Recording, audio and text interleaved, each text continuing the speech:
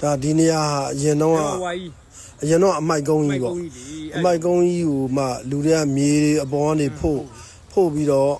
လူတွေအိမ်တွေပြုတ်ညက်နေအောင်စောက်ကြတာပေါ့တကယ်တော့ငလျင်လဲလှုပ်ရောမြေကြီးတွေကနေအကွဲပြီးတော့ဓာတ်ငွေတွေထွက်လာတာမီသိန်းဂတ်စ်ထွက်လာတာအမိုက်ကိုသူကအပေါ်ကနေမြေနဲ့ဖုံးထားတဲ့အခါကျမီသိန်းဂတ်စ်ကအတွင်းထဲမှာအောင်းနေတာ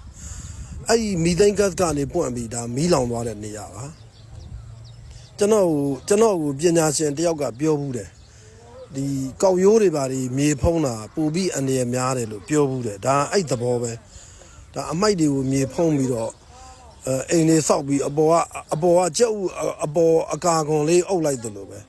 အတွင်းထဲမှာသူကအောင်းနေတာအဲ့ဒါငလျင်လှုပ်တဲ့အခါကျတော့ဒီခါလဲဓာတ်ငွေတွေထွက်တယ်ပြီးတော့မီးထလောင်တာဒါတန်လျက်မော်ကမီးလောင်ခွင်းမှာအရင်တော့ဒါအမိုက်ကုန်းပေါ့နော်ဘယ်ကနေစတွေ့လိုက်တာဒီလိုငလင်းလောက်ပြီးတော့လေ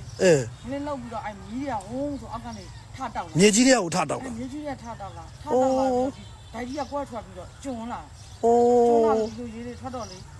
လူတွေကဘလို့မအောင်ပြေးလို့မရတော့ဘူးလူရုံးပြီးတော့ဟိုကတည်းကကျွန်တော်တို့လူအလွတ်ပဲပြေးရတာလူပဲပြေးရတာဘာမှမယူနိုင်ဒီလိုထားခဲ့ရအဲ့မှာအကုန်လုံး